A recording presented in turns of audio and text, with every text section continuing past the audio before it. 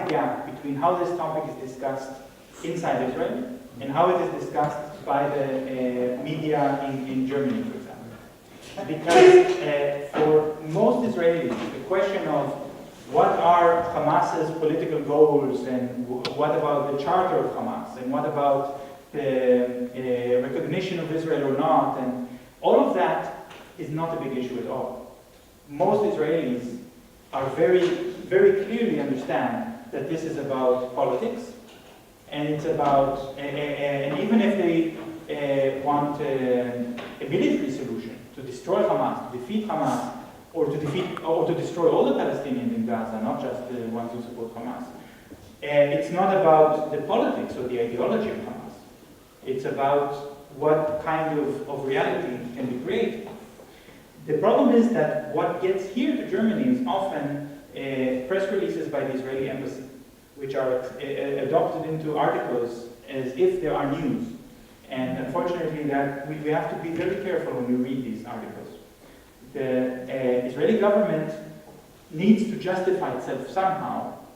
And of course, the Israeli government cannot say the reason that we don't accept a ceasefire with Hamas is because we need to test our weapons.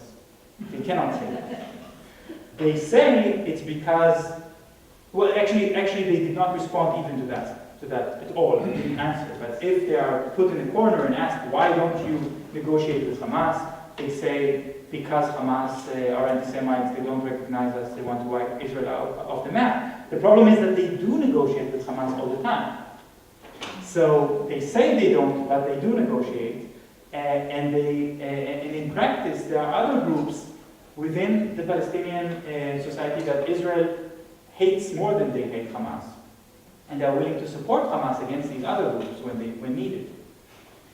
So you have to understand that there is a big difference between talking on the symbolic level, what does Hamas represent, and on the political level, what people want and how they want to achieve it.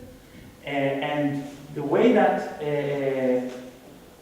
and I think this whole issue can be resolved if we just remember what was the last political move of Hamas.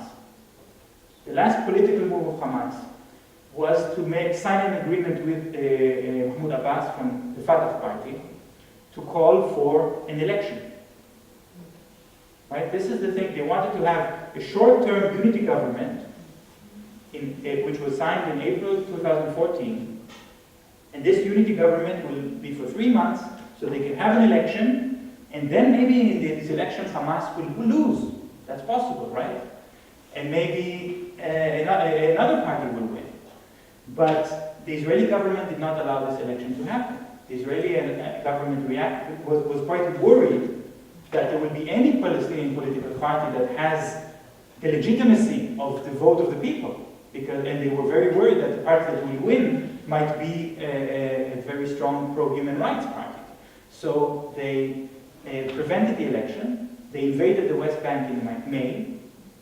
And then they invaded Gaza in July until September, 51-day bombardment and invasion.